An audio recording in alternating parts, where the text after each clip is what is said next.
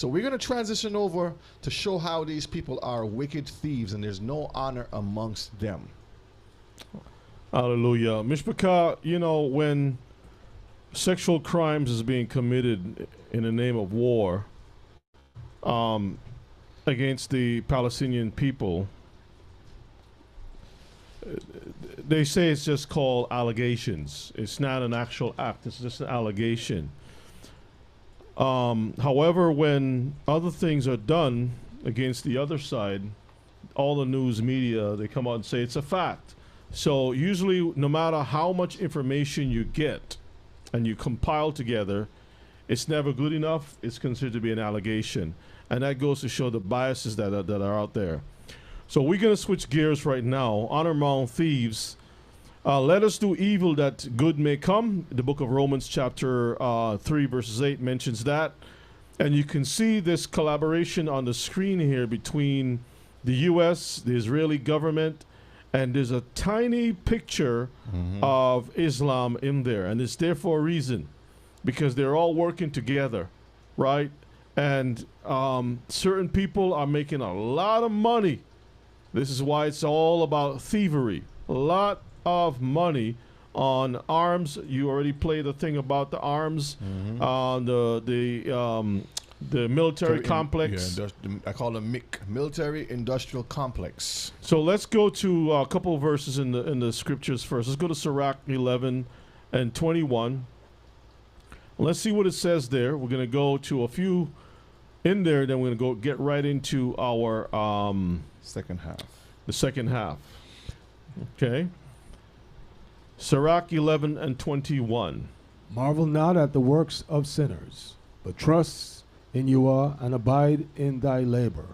For it is an easy thing in the sight of Yahweh on the sudden to make a poor man rich. So when you see the affliction of the poor, people who are trying to make ends meet, they've been living in a place or places for a long, long time. Never bothered anybody. Never took ships to go to Europe to harass Ukrainians. Never gone any place to attack people. But then you got boatloads of people coming from Eastern Europe with their eyes set to take over other people's territory. And I remember I told you all before I saw, I don't know if it was YouTube, but I think it was Netflix, where they were showing you about Israeli cuisine. And this one chef was going around different places in Israel to show what the foods of Israel looks like. And guess what? 90% of the foods that he was showing were all stolen from the Palestinians. Yeah. And they took the methods and the ways of cooking and made it their own. Everything else, the 10%, was all European. The gefilte fish and all that stuff, that nobody wants that dirty stuff in jars. That pale, dead-looking thing in jars. Who wants that stuff? Tasteless. You know what I mean? But you got some good hummus and good stuff, real good food from the people who lived in the land. Now, let's go to, so don't be surprised when the Most High switched the whole thing over. Let's go to Sirach 40 and 29.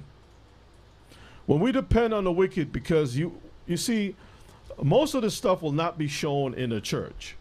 The churches have their pastors who go to conferences, and their leadership in the conferences, they leave and they go to some of these lobbyists. Yes, and they have to support them. Like the Hagees and people of that nature.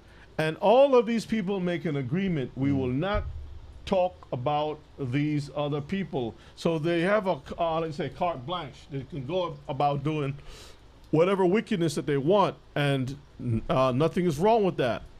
And so you find a lot of the churches, I would say, support Israel, but they don't see that most of those people are secular.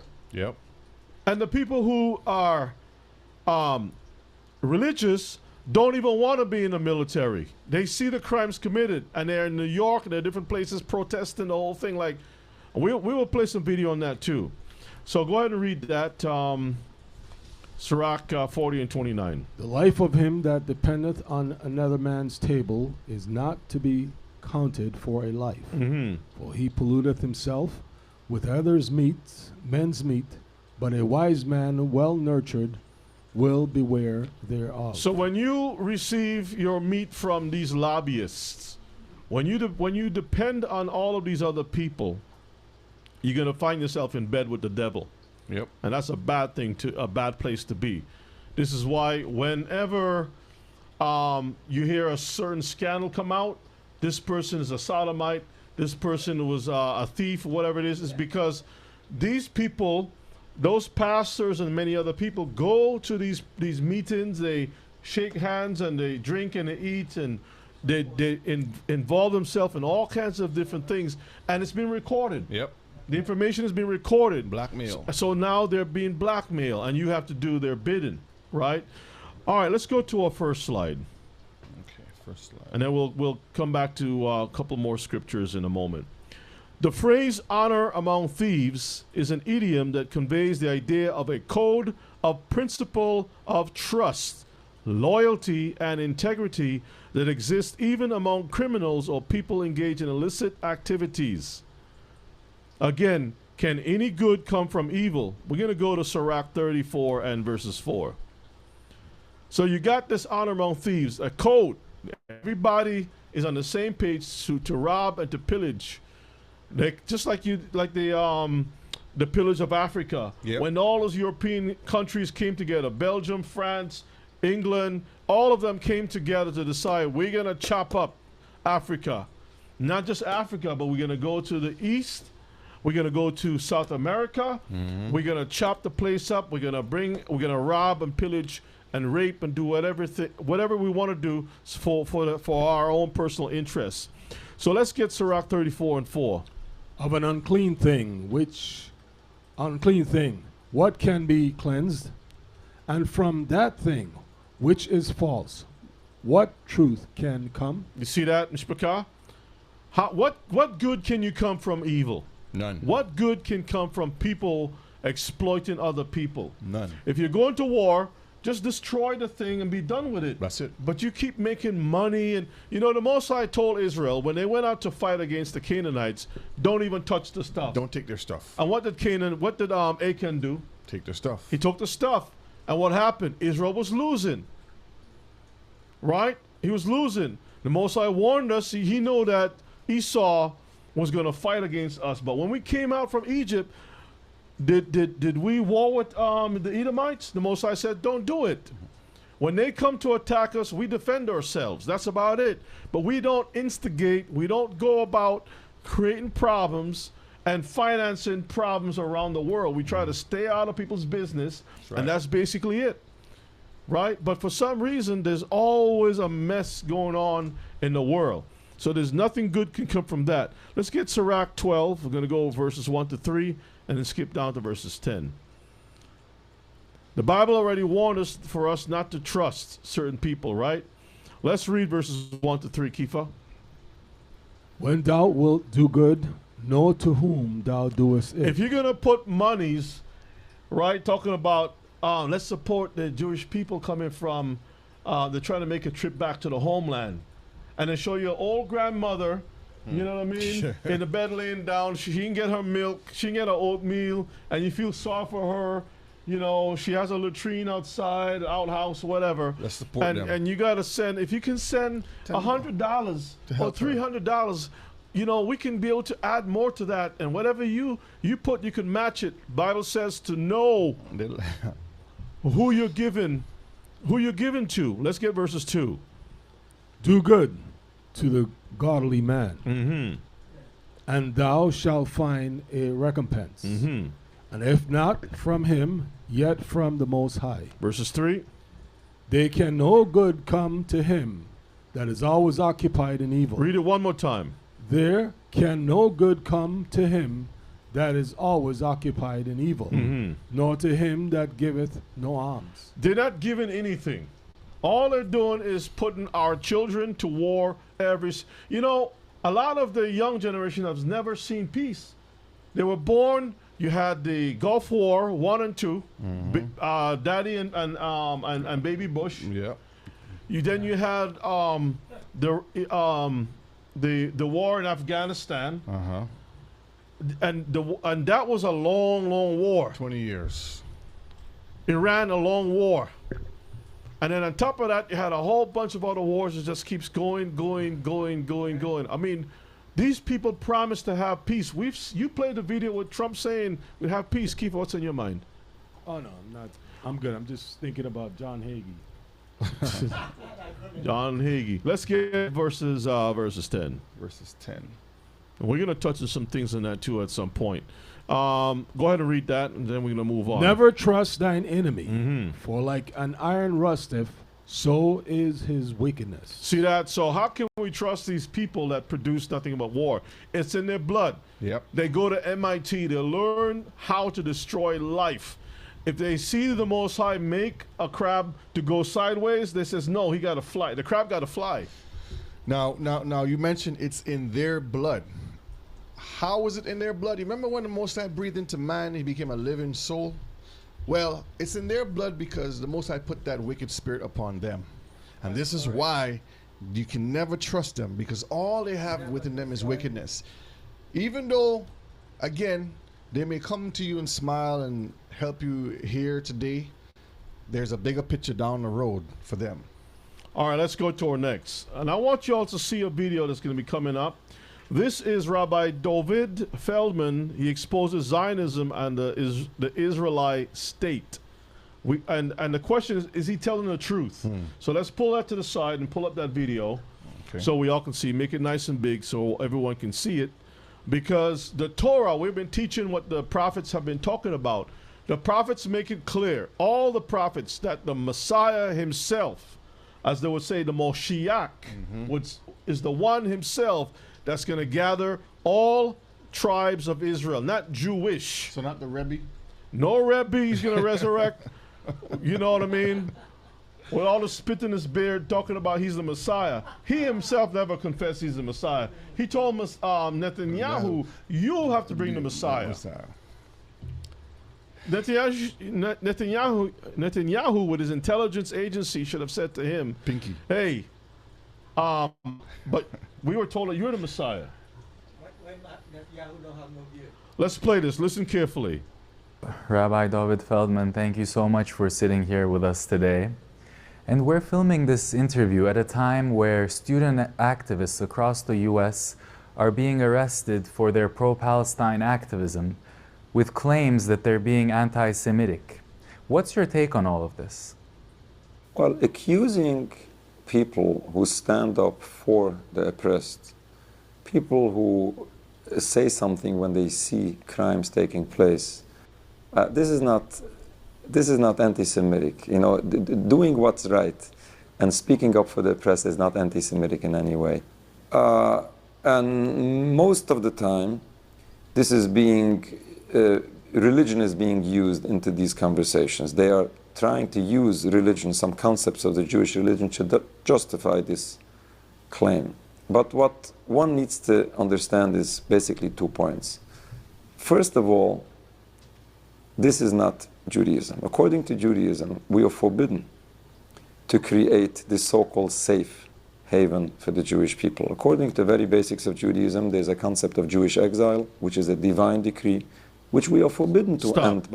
He says the exile is a divine decree. The Most High cast us out amongst the nations, scatter us. Is that correct? Yes or no? That's absolutely correct. So there's no there's no way that we will try to undo what the Most High has done. Exactly. All right, continue playing. Any physical means, even if we find that this building is a safe haven would be in our favor. According to our religion, this is forbidden. We accept the decree of God, whether it is comfortable or it isn't. We accept the word of God that we should not end this exile by any physical means, and we leave this up to God for Him to end our exile. Is he right or wrong? He's absolutely right. He's 100% correct. Play it on. Is exactly what Judaism teaches us, that it's only God Himself, that will bring the ultimate redemption, where all humanity together will serve the one God in peace and brotherhood.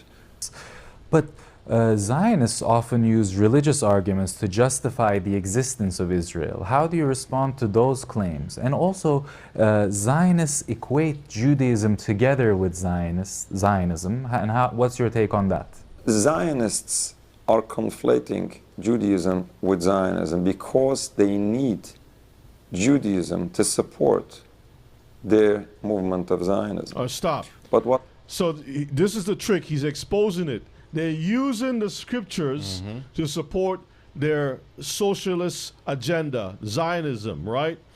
And so by borrowing pieces from the Bible, they go to the church and they sell this thing like crack. Yeah. They sell it like crack to people so you can get addicted. And when you get addicted, you start losing your mind and you're like a zombie. Like in Philadelphia, like this, upside down, crossways. You're moving in tongues. You're speaking. These are the people of the book. This is what they're selling people. Continue on. Lying, synagogue of Satan. What happens here is something very ironic and very hypocritical. You have a movement of Zionism, which is officially a secular movement. It's not only secular because the founders of Zionism and the people, the Zionists today, are not only secular. They basically, many of them, hate Judaism. They hate God and his religion. For example, I have a friend of mine who grew up in Zionist education, grew up in Jerusalem. And he told me that what he was taught is that we, the Jewish people, have two enemies. Now guess who the two are and who the first is.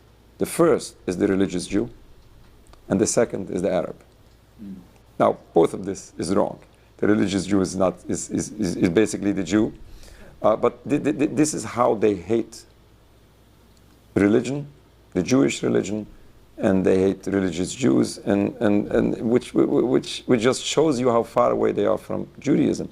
But that movement, the movement of Zionism, who is secular and who refuses to follow Judaism, they misuse this very same religion they refuse to follow, and they misuse it to justify crimes which are forbidden in this very same religion, because killing and stealing, oppressing an entire people, all of this is forbidden in Judaism. And as I said before, the whole concept, the idea of Zionism to build a sovereign homeland for Jews is in total contrast of Judaism.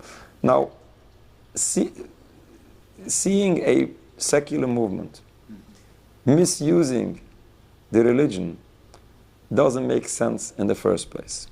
But what my response to those people is, we can only explain and educate that while you are misusing the Jewish religion, the Jewish religion in each and every way is in total contrast to this movement of Zionism. And when we take a look at what's happening right now, overall in the Middle East with President Trump taking office, he ran as being a president for peace, and he promised that he can bring peace not only to the Middle East, but to Ukraine and many other regions. How is your take on how his administration, their policies have been so far, and do you have hope for peace? Now, I'm not a politician. Now, I'm not sure exactly what can be done in each and every conflict around the world. But when it comes to Zionism, it comes to Palestine, what we are presenting is, we are presenting the view of Judaism, of our religion. And yes, we do see the approach that our President of the United States has taken. We always say to politicians, we appreciate when politicians or individuals extend the hand for the Jewish people. We definitely appreciate, but we try to educate and to explain that supporting Israel is not in favor of the Jewish people. Supporting Israel is doing so much harm to the suffering people of Palestine and so much harm for the Jewish people. We do everything we can to explain, to educate, that Judaism is not Zionism. And I always explain to people, Palestine doesn't want to see Jewish people dead. They don't even want to see all Jews expelled from Palestine. That's not what they are saying. All they want is total freedom for their people and free their land. And we spoke to so many political leaders, of the Palestinian groups, so many religious leaders, so many individuals, layman people. Nobody says otherwise. But unfortunately, people following Zionist propaganda are so misled to the point that they even lose their mind to be able to figure out what's in the best interest for themselves. But I'm pleased to see that people are listening. And we do this already for decades, but especially since October 7th, people are opening their minds. And they see that they have to rethink what they were programmed until now. And they slowly open their minds. And people who only follow mainstream media or Zionist media, You hear what he said? generally speaking, they don't have even a chance. Programmed the media and Zionist media. He knows what he's talking about. So this is why I'm playing this, so that from their own people's lips, they are confessing the truth. Because if we say certain things, they're going to say, well, we're anti-Semite. Yep. Continue playing. To while we start. interact with any Palestinian or Muslim to have personal experience, which is it's very unfortunate because their information is being built on fabricated propaganda versus facts on the ground. Fabricated propaganda. That's the word. Fabricated. So a lot of stuff is fabricated. Let's go to our next slide because of time's sake. We're going to look at primes of the crimes. All Israeli prime ministers were either terrorists or affiliated with such networks. All Israeli prime ministers are from Eastern European stock.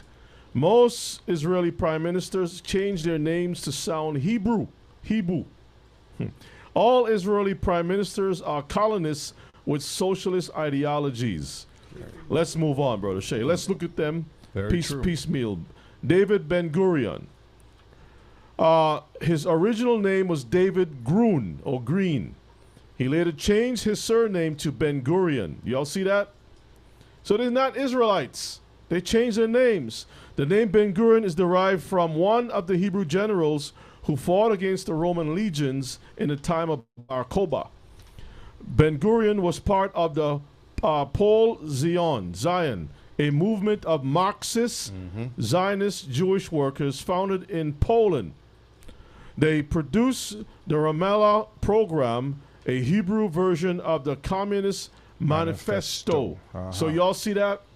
So basically you have communism or socialism that has been rebranded under the Hebrew, so-called Hebrew name, banner, and now it is introduced into the Middle East. He led the Haganah, according to the British government, was Zionist, a Zionist terrorist group. That's a picture of him when he was young, and he evolved into Yoda. See Yoda? From Star Wars, right? Yeah. That's Yoda right there. He evolved to Yoda. So you can tell when you see him young like that, you know what they're going to be looking like in the future. Move on. Moshe Sharet, 1894 to 1965. Moshe Sharet, born Moshe Chertok in Kherson in the Russian Empire. Today is called what? Ukraine. Ukraine. To the family of Yaakov Chertok, and was the second prime minister. He was originally known as Moshe Chertok before adopting the name Sharet. The name Sharet, which means one who serves, fulfills his duty in Hebrew, was adopted when he became Israel's first foreign minister. So they make the change when they got the positions, yep. He helped to implement policies related to the transfer solution of the abstentees and present absentees property law, which resulted in the dispossession of Palestinian Arabs from their property. So he was part of the kicking the people Stealing out the land. policy. Yep. Thieves. Let's get them out of here to get their land. Y'all see that? Yeah. Moshe Sharet oversaw the Zionist movement external relations for a total of 23 years. Brethren, move on. Levi Eshkol. Levi Eshkol was born Levi Schloskolonik and later adopted the name Eshkol. which means cluster of grapes, or anyway, we'll cover that some other time. Testicles, right? In Hebrew. He made his change after immigrating to Palestine, later Israel. Levi Eshkol was born in Russian Empire, now called what? Ukraine. All of these guys are Ukrainian or Russians. He was part of a group which the British designated as a terrorist group, which carried acts of violence against both the British and Palestinian Arabs, such as bombings, assassinations, and other violent acts. So you see, when these people came in this place, they started to do terrorist activities. Now they're calling the people who's fighting back terrorists. Mm-hmm. Let's move on. Criminals. So we've shown you the people who formed that state called Israeli state. Yes. Yigal Allon. Yigal Allon changed his surname from Pikowitz to Allon after the establishment of the State of Israel in 1948. Allon is a Hebrew name meaning oak tree. He was part of a group which the British designated as a terrorist group who carried out acts of violence against both the British and Palestinian Arabs, such as bombings, assassinations, and other violent acts. He participated in expulsion of Arabs who brought their flocks onto Jewish fields and became known for planning ambushes against infiltrating gangs. Y'all see that? Mm-hmm. Yeah, look like a mob. Yep, the mob. Look like a mob boss, right? Yeah. Move on, next. Gola Meir. Gola Meir was born Gola Mabovich in Kiev, Russian Empire, present day what? Ukraine. All Russians. She changed her name to Gola Meir when she became Israel's foreign minister in 1956, according to the Center for Israel Education, at the suggestion of Prime Minister Ben Gurion, or Green, who wanted her to adopt a more Hebrew-sounding name according to the Jewish Women's Archives. Gola embraced socialist Zionism and became a naturalized U.S. citizen. Mm-hmm. Ben Gurion wrote that Meir's role as a Jewish woman who got the money which made the state possible would go down in history. Yes. So her job was the coin collector. Yep, she made that deal happen. She was the usher, and because of that, she was rewarded to become the prime minister. She also devoted much efforts into convincing the United States to sell Israel weaponry. Y'all see that? This is where that collaboration started, right there. So she was used to milk United States for weapons. Let's move on. Yitzhak Rabin, I'm sure you all know who this guy is, was born Yitzhak Rubitzov, and changed his surname to Rabin. He immigrated to the United States, where he joined the Pole Zion Party. Rabin served in the Palmach, the elite force of the Haganah, which was a Zionist militia during the British mandate in Palestine. The Haganah and Irgun were classified as Jewish terrorist groups due to their involvement in violent actions against the British authorities and Arab communities. He joined with the Palmach, the Commando Force, the Elite Combined Strike Force, and Sayeret unit of the Haganah. Let's move on. So you see the background of these people as nothing but terrorism. Menachem Begin. Menachem Begin was born in the Russian Empire today called Belarus. His original Polish surname was Wolfowicz. Was a leader of the Zionist militant group Irgun. The revisionists break away from the larger organization Haganah. So you see, all of those groups are from the same tree. Terrorists. The Irgun was considered a terrorist group by the British during the British mandate for Palestine. The Irgun engaged in armed conflict against both the British administration and Arab forces. Begin also founded the Herut Party, which was a successor to Irgun. He was a master of disguise as a rabbi. He became a doctor and changed his name numerous times. He looked like a con artist. Look at his con picture right there. Yeah.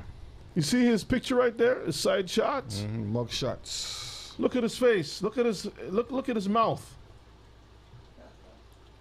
The mole man. Yeah, he looked like a deceptive. Let's move on. Next. Yitzhak Shamir was born Yitzhak Yezernitsky into the Kingdom of Poland, now Belarus. He was a leader of the Zionist militant group Lehi, also known as the Stern Gang, who avowed aim was to evict the British authorities from Palestine by use of violence, also known as terrorism, allowing unrestricted immigration of Jews and the formation of a Jewish state. The group referred to its members as terrorists and admitted to having carried out acts of terrorism. Lehi and the Irgun were responsible for the massacre of Deir Yassin of at least 107 Palestinian Arab villagers, including women and children. Lehi assassinated Lord Moyne, British minister. Y'all see that? Lehi initially sought an alliance with the fascist Italy. Lehi initially sought an alliance with the fascist Italy and Nazi Germany, proposing a Jewish state based on what? National and totalitarian principles, and linked to the German Reich, and a link to the German Reich by an alliance. Y'all see that? Wait, but wasn't this the same people that supposedly had the Holocaust? That's the point. The same people that's complaining about the Nazis are doing this, they wanted to join the Nazis. And they get money how much money do they get every year? Somebody in the chat, Google it. How much money does these people get every year for the crimes for the Holocaust? Go ahead, continue. All right, let's continue on because we only have a half an hour left, right? And linked to the, okay. And in 1942, a new leadership moved towards support for Joseph Stalin's Soviet Union. So now they try to get the Italian fascists, the Nazis of Germany, and also the communists of Russia. They wanted to join these people to create an Israel government. In 1955, he joined Mossad, serving until 1965. Let's move on. Shimon Peres. Shimon Peres was born Simon Persky. Where in Poland, Belarus. During an expedition, Shimon came across a nest of bearded vultures called Peres in Hebrew. And from this, Peres took his Hebrew name. So his name is basically vultures. Vultures, yep. Look at him. Doesn't he look like a vulture to you? Yep. Like that, you know, the when the vulture head is sticking out and they got that thing around the neck. Look at his head, Mishpachah. Buzzard, that's right. In 1947, Peres joined the Haganah, the predecessor of the what? The Israeli Defense Forces. So the Israeli army, the roots behind that is all terrorism. Now does it make sense to you why they're doing what they're doing to the people, Mishpachah? He also had connections with Lehi in his youth. Let's move on. Yep, it says 1.4 billion a year. Now y'all know this guy right here, Benjamin Netanyahu, born in 1949 in Tel Aviv. His paternal grandfather, Nathan Melikoski, was a rabbi and Zionist writer. When Netanyahu's father, Ben-Zion Netanyahu, immigrated to Palestine, he Hebraized his surname from Milikowski, to Netanyahu. He changed the name, meaning God has given. The God of this world has given him that. While his family is predominantly Ashkenazim, he has said that a DNA test revealed him to have some Sephardic ancestry. Netanyahu was headhunted to be an economic consultant for the Boston Consulting Group and was a colleague of who? Mitt Romney. Yes. Now y'all starting to see some connections. And just for also, Ashkenazi, remember, is the family of Japheth. Has nothing to do with Shemitic. That's Just right. remember that. Ehud Barak was born Ehud Brog on Kibbutz Mishnah Hasharon in what was then Palestine. Ehud Hebraized his family name from Brog to Barak in 1972. Barak, a military career in the Israel Defense Forces for 35 years, rising to the position of Chief of the General Staff and the rank of Lieutenant General, and served as a commando in the elite Seret Matkal. He was disguised as a woman to kill members of the Palestinian Liberation Organization. He looked like a woman. Dressed as a woman. So what happened to Judith? He couldn't find a Judith? Barak stated during an American television interview that he would probably strive for nuclear weapons if he were in Iran's position. So think about what he just said. If he was Iran, he would try to get nuclear weapons. A prime minister, but now the whole tune has changed. Mm-hmm. If I was in Palestine's era, I would. You're saying the same thing. In 2023, it was revealed that Barak had visited Jeffrey Epstein around 30 times from 2013 to 2017 and had also flown on his jet. 30 times, and you didn't know what Jeffrey was up to. And they said Jeffrey was working for the Mossad. Didn't know. That's what some folks were saying. Let's move on to the next. Let's put all the stuff on the table.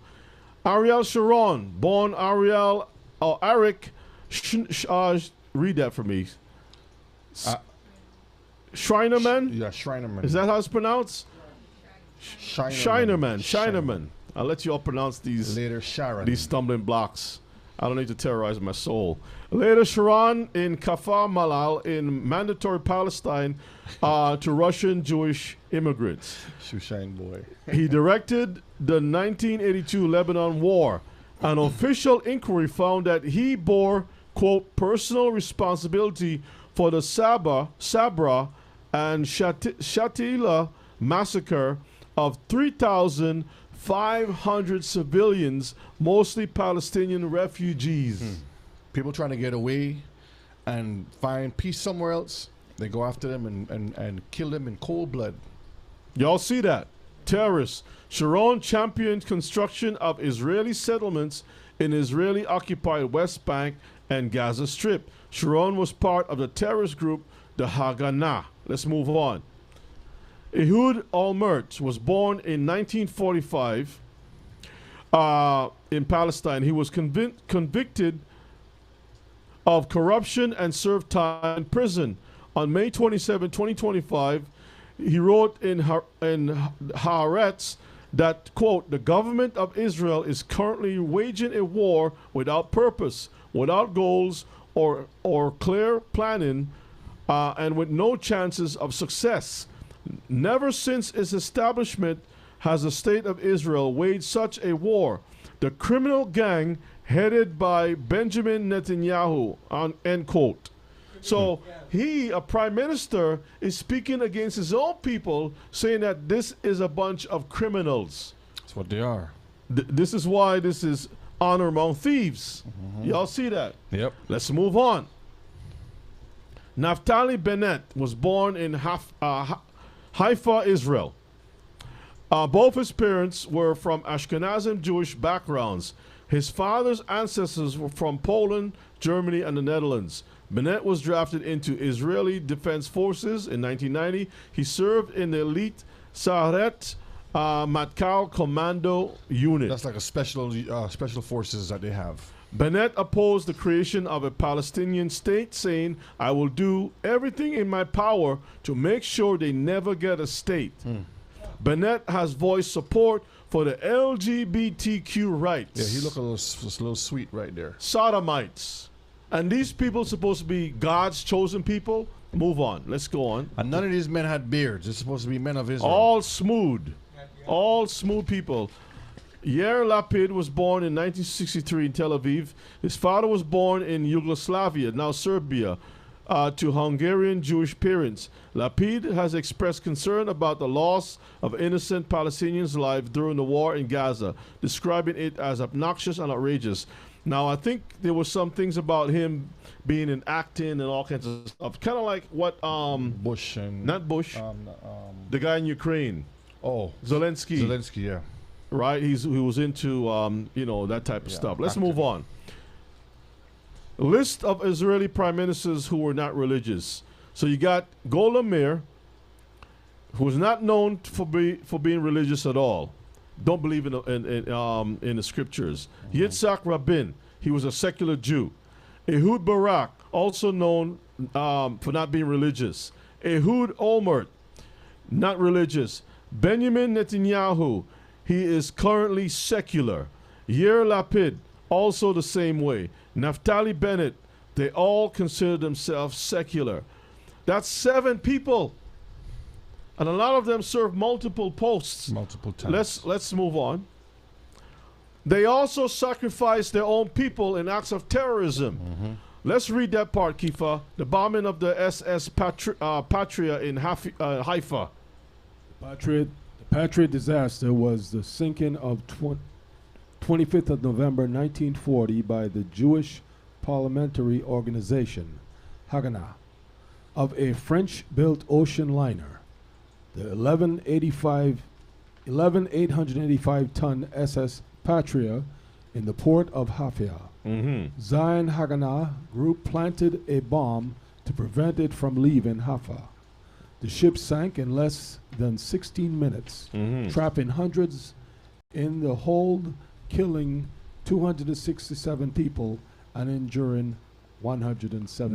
That was bombed by the same Jewish people. They were killing their own people. And that's just one example, one small example, how they sacrifice their own people to create whatever narrative that they want. Let's move on.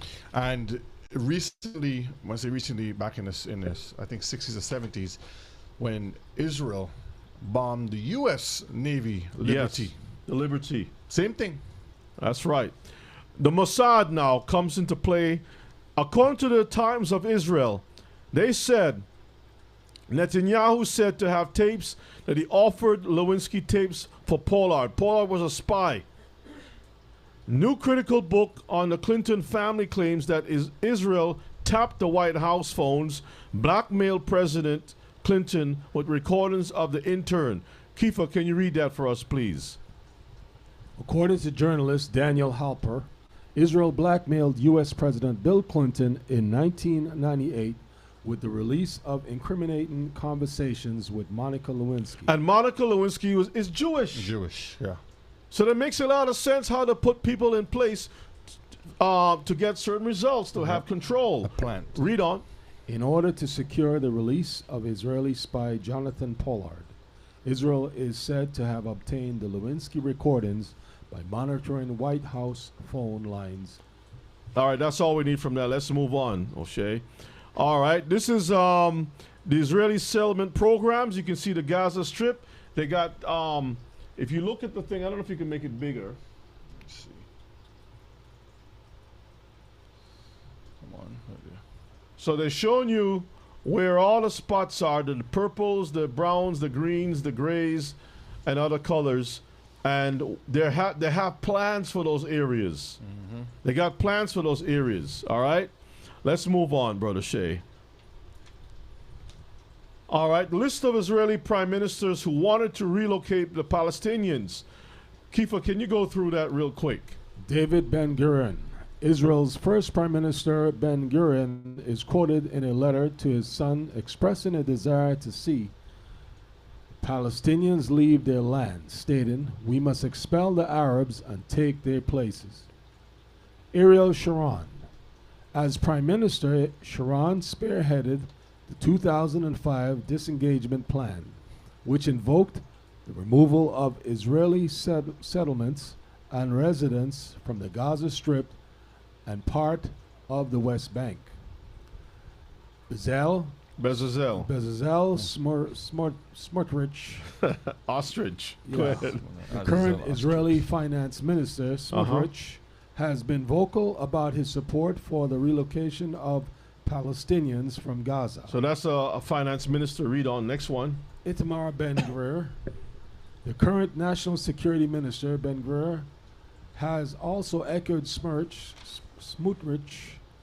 calls for the relocation of Palestinians from Gaza. Yitzhak Rabin, while known for the Oslo Accord, Rabin also expressed views about the need for Israelis and Palestinians to live separately, and some interpretations of his actions suggest a desire for population transfer.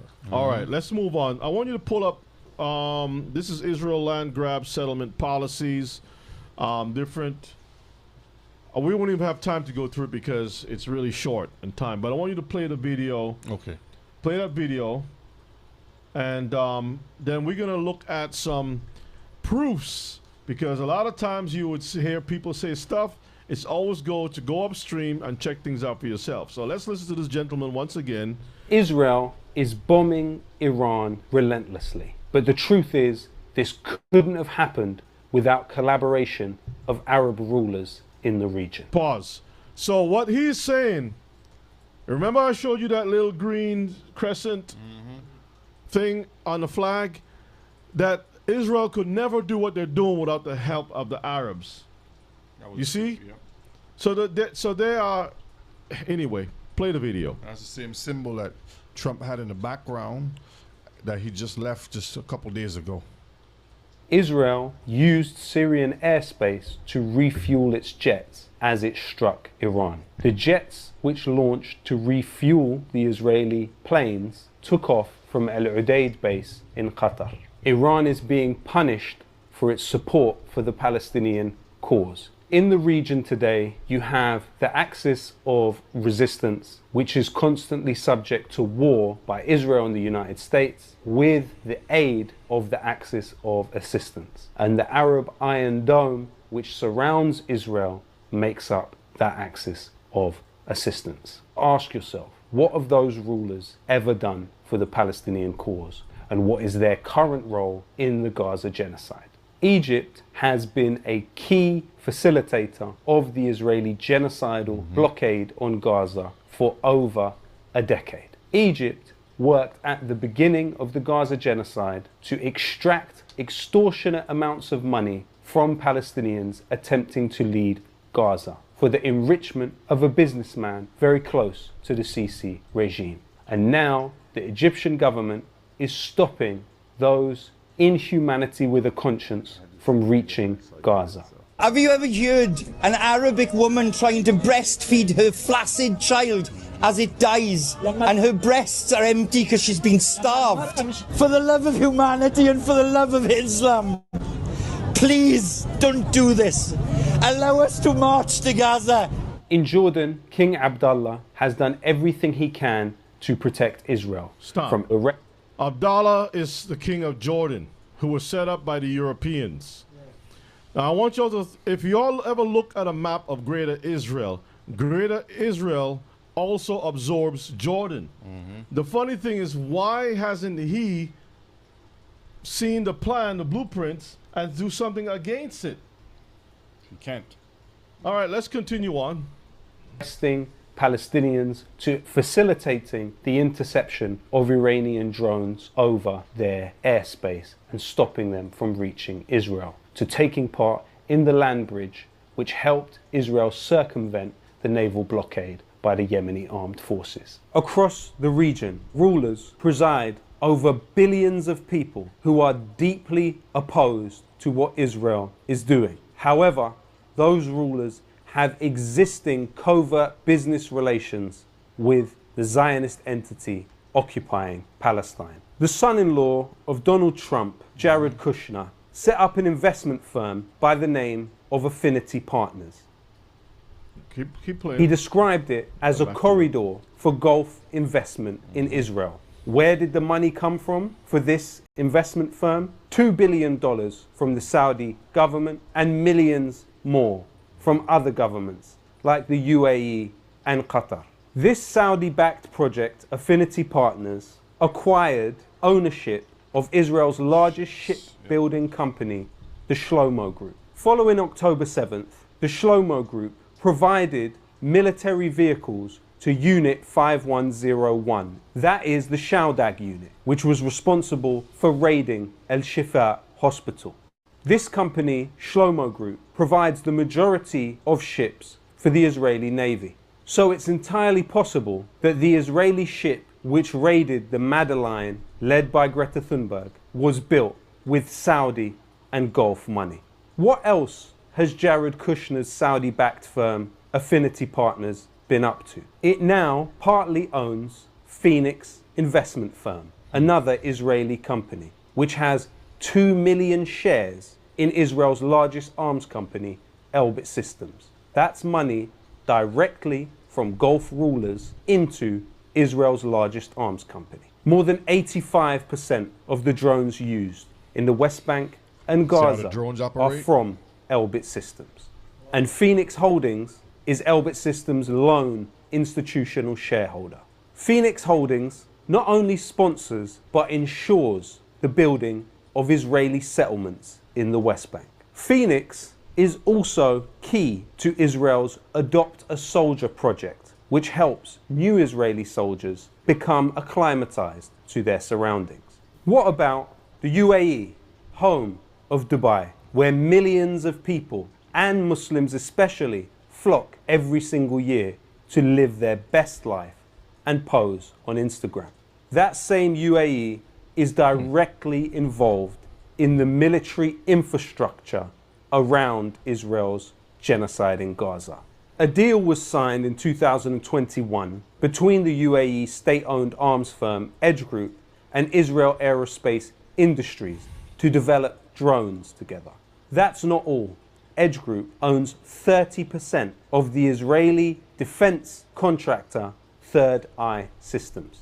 The Ghost Soldier system, which Third Eye rolls out, assists the ground forces in their operations around. Now, if you notice the name of these companies, Third Eye, Phoenix, all these different companies, they tell you exactly their intentions. The Strip. And during the genocide in Gaza, Third Eye Systems increased its value by 51%. 30% of that company is owned by a UAE state-owned company.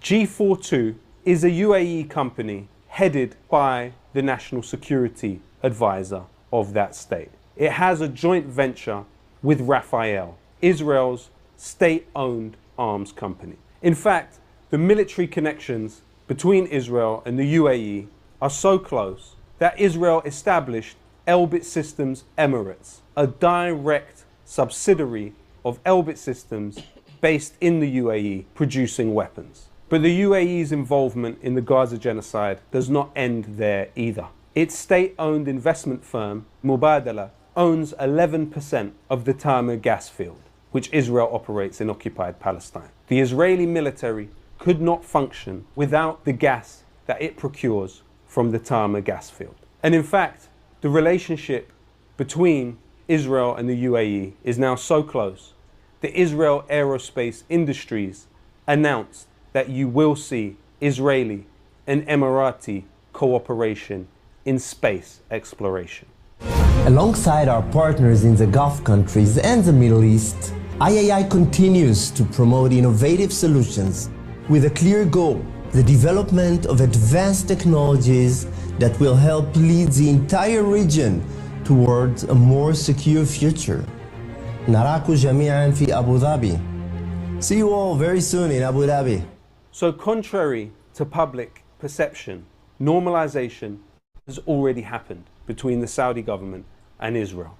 The Saudi government has been found to use Israeli intelligence company Celebrite, which is staffed by former personnel from Unit 8200, Israel's military intelligence unit. The Saudis use Celebrite to hack the phones of their own citizens. We know that Jamal Khashoggi, the Saudi dissident who was hacked to death in the Saudi embassy in Turkey, had his phone hacked by the Saudis with Pegasus spyware from the Israeli intelligence company, the NSO group. A state will not outsource the functions of its external and internal intelligence services to a state that it does not have a very close relationship with. The same is true of the UAE. It outsources the hacking of its own citizens' phones to the Israeli company Celebrite in a deal which was put together by the former head of Israel's external intelligence service, Mossad.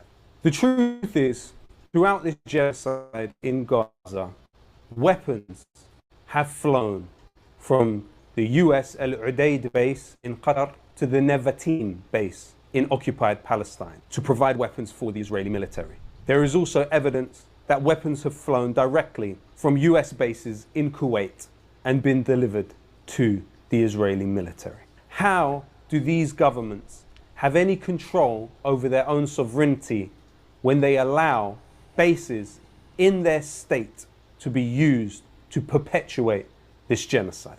And what about the jewel of the Muslim world, Turkey, where Erdogan constantly brings up the Palestinian people in his prayers? Well, Turkey, factually speaking, has long trained Israeli pilots on the Konya firing range, allowing Israeli Air Force. So while they're talking about they're going to be fighting against Israel, they're training Israeli military, Turkey. All part of the same cesspool. And you join the military talking about, oh, we're gonna go fight so and so. You showed the information how a long time ago the United States gave Iran nuclear technology. Yep. Set them up and says, here, we'll fund it, we'll give it to you, and we'll start it. Continue on. To use the mountain territory to sharpen their skills at targeting Palestinian homes. And in return, Turkish pilots are also trained at the Nevatim base in occupied Palestine. In fact, Israeli company Dorad Energy supplies electricity directly to Israeli military bases. The second largest shareholder in that Israeli company was Zulu Holdings, headed by Erdogan's close friend Ahmed Zulu. In fact, the Israeli military could not operate without the oil which pumps to it from two Muslim nations. The pipeline which runs from Azerbaijan and through Turkey to Israel provides 40% of Israel's oil. Stop. This could have... 40% of the oil comes from Islamic countries. Mm-hmm. And yet they want to talk, inshallah. Tell you, it's all part of chess pieces moving on the board. ...and cut off at any time during the genocide, but it was not. It was also exposed that 4,000 Turkish citizens went into the Israeli military and fought during the Gaza genocide. Where are the legal repercussions for those citizens? At one point, the Turkish government claimed that it cut the $10 billion a year trade it has with the Israeli government. But what was found? That in one day, the supposed trade with Palestine was massively increased. Ships, which supposedly were heading to Egypt, turned off their antennas at the last moment and redirected to the Israeli ports of Ashdod and Haifa. You see that? So they turn off the tracking device. So you're thinking they're going to Egypt. They turn off the thing in the last minute and then port in Israel. Yep. This is why I showed earlier how Joshua chapter 90 verses 30 about Chittim and Edom. Yeah. Okay, how they all are in bed because it started from way back then to where we are right now. It was even claimed by Turkish journalist Metin Şihan that Erdogan's son, Burak Erdogan, was trading with Israel throughout the genocide through his shipping company. At one point, the Yemeni armed forces even struck a Turkish ship linked to the ruling party, operated by the Orash Shipping, a company owned by Saleh Zeki Sakir, a close associate of Erdogan's party. The Yemeni armed forces warned their brothers in Turkey to stop trading with Israel or they would be struck again. All of this is over a year into the Gaza genocide. What about Indonesia, the most populous Muslim country in the whole entire world? Despite the pro-Palestinian position taken by the government, you have several Israeli intelligence companies who have been able to implicate themselves into the functions of the state. For example, the NSO group, Kandiro, Wintego, and Intellexa are all involved in the runnings of the Indonesian security state from as far back as 2018. These are companies founded by former personnel of Israel's intelligence unit 8200. What about Pakistan, the only nuclear state in the Muslim world? Despite the fact that it has a very pro-Palestinian position, the internal intelligence functions of Pakistan are aided by Israeli company Celebrite. Pakistan uses an Israeli intelligence company, Celebrite, to hack the phones of its own citizens. All of this, when taken together, amounts to grand betrayal of the Palestinian cause and collaboration with Israel's project.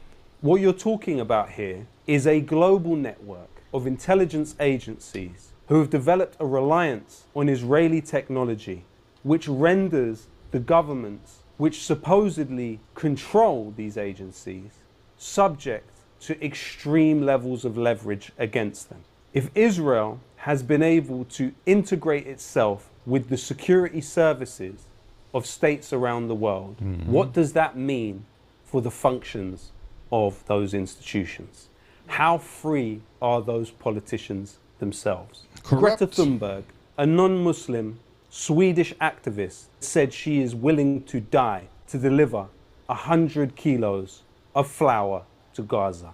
Ask yourself, what have the rulers of the Muslim world given to Palestine? Despite the fact that those rulers have vast armies and navies at their disposal, they could not muster one act equal to that of Greta Thunberg and her friends. No title, no army, no government, no money, just conscience and humanity. This You can stop it there. Ms. Bakal, we're going to have to, I have so much more to bring to back up what the gentleman was bringing here. I have the information that we can read it, but I don't want to speed through it. So I'm going to have to come back and bring that information to you all, most high willing, because that's very important for us to see and to also learn. You know, when we operate in this world and we read in the scriptures, the Bible makes it clear who is the people of Israel. And we were never told to collaborate and mix up with all these nations, especially, you know, we're not talking about collaboration to get a piece of bread. They are talking about collaboration to destroy lives, countless lives. And while they are selling you a product in the news about this is the enemy and we need to bomb this country, and you go back into the files, you can see that those people were friends all along. As a matter of fact, all the people that are supposed to be ganging up against this so-called enemy were all being financed together. All of them were working together in collaboration, as you saw the gentleman did. All the things that he talked about, I was able to verify it for my own self. And if I had spent a little bit more time going a little bit deeper, brethren, it'll be a whole month worth of information. Trust me. There's so much out There's there. just so much stuff that I was looking at. I had to kind of cut a lot of things back, so that we can just kind of put things together to make sense for you all. Because we don't even know what's going to happen tomorrow. That's right. We don't know. But I don't want our people to be caught in the whole mess of putting up flags and saying, I'm proud to be an American. And then you got, you have to question, well, okay, if you're proud to be American, how come you can't get benefits when you come out from the military? You have to be going, you have to be your own lawyer. It's like you got to go to law school to prove your case, why you need to get some funds, because you're a veteran that's disabled. I watched something on 60 Minutes where a guy came back from the Iraq War. This is a Gentile. And he was suffering from the syndrome, right? Post-traumatic syndrome. Yeah. PTSD. And guess who else was suffering with that same problem? His son. And they realized that that can also be passed on to the children. The trauma Yes, it is. of the father can be passed on to the son. The son started to wanted to commit suicide. His mother called him many times because of what his father was going through. His father was being depressed, and a lot of these men go out to war thinking, you know, we're going to achieve the goals of America and put down the terrorists and do all kinds of stuff, not realizing that the people who are really the terrorists are the ones that you are fighting for. The terrorists are the ones that send you out to war. This country was founded on terrorism. That's right. By killing innocent people with pox and all types of crimes and rape and murder and pillage to establish themselves. Then they start coming with the Bibles and the songbooks talking about Jesus. we are pilgrims fleeing from religious persecution. What religious persecution were you fleeing from? Christopher Columbus landed on the shore of countries talking about he's conquering this thing in the name of the church. Name of the church. And the priest was right there with the cross. In this time we conquer. And as soon as they come on the ground, the dry ground, they start killing the people, asking them for gold. And when they didn't give the gold, they cut their hands off. In Africa, they did the very same thing. In Canada, they did the same thing. Everywhere. In Australia, they did the same thing. In the Philippines, throughout the world, wherever they go, these parasites operate. They are thieves. Cancer, that's right. And some of our people, you go to school and you get dumber than before. When are we going to learn anything? And when you go to church, the church teach you a bunch of lies. Put you back to sleep. The Most High never taught us to be wicked, but he taught us humility, mercy to all living things. That's right. If he said to take something out, he didn't tell us to go further than that. Even David lived among the Palestinians. Yeah. Or Palestine. Right? Yes, right. Even Jeroboam had to flee amongst them for a time. When the Most High tells us to do something, we do it. When he says to ease off of it, we ease off of it. That's right. But we must understand something very clear, Mishpachah. Stay out of the Gentiles' business. Learn the Torah. Love the Most High with all your heart, soul, and mind. Serve him. That's what we're commanded to do. And with that said, we'll stop here. Let me read Proverbs chapter 3, verses 5 and verse 6 to close out. It says, trust in Yahuwah with all your heart, and lean not unto your own understanding. In all your ways acknowledge him, and he will direct your path. He shall direct your path. So we close out with that to say, stay out of the heathen's business. Don't get involved in the politics and the religious lies. Stay in the Torah, serve the Most High, and he's the one that's going to fight the battles for us. Hallelujah.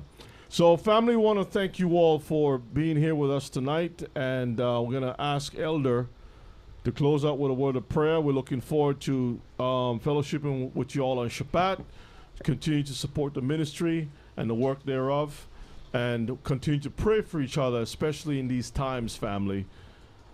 Get yourself hardened. Trim the fat. Don't waste time putting your money into foolishness. Save whatever you can. You know what I mean? Be frugal with certain things. Just be wise. If you're thinking about splurging, don't do it. Discipline. These are times of uncertainty. Make sure that your house is in order. So with that said, Elder, if you can close out with prayer. Hallelujah. I want to thank the family for coming out tonight to listen. I pray that the Lord will keep you well and strong tonight. At this time, we want to thank the Heavenly Father for our teachers, Brother Yana, Brother Oshe, as they put the scriptures together and the videos and everything to show us exactly who is who and what we should do. So, Father in heaven, we give you thanks and praise for your loving kindness and your tender mercies. We pray that thou may have mercy upon all of us and help us to remain together and stay together and study Torah and live Torah. And when you shall come to call your children home, we all will be ready to be with you. Help us to have a good night rest, and we'll give you thanks and praise because we ask it through your Son Yeshua we pray.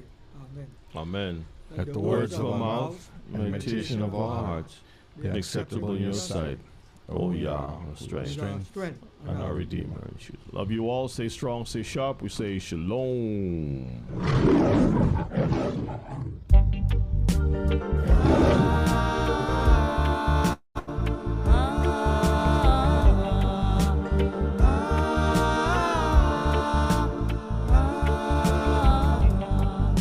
Tsunami and left sickness, danger valley. Quick to transgress, playing with fire continually. The retinal scans as time advance, so that's technology. Where they stop, only one knows the Almighty. Some serial killers, company, woman, laboratory. Eugenics project, side effect, torment the baby. Medicinal bag of chips with baby, greedy dummy. Marionette of the money power hungry.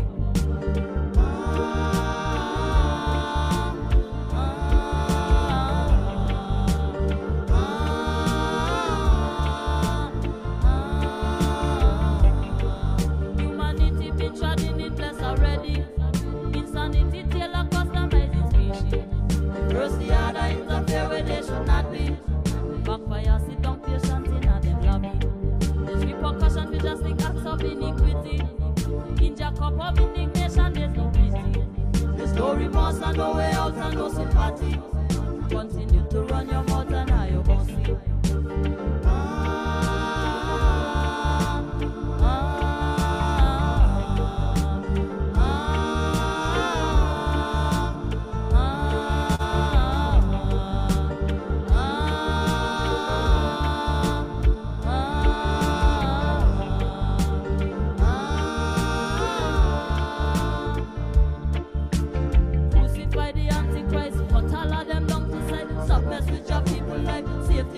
Money-wise, you itching to be destructive. Never have nothing good to give. Blatant with your negative. Wolf away, wolf loading.